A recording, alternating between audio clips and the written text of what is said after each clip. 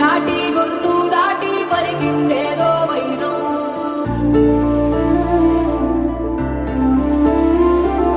మూడు వారిన మనసులోనే పలికిందేదో ప్రాణం.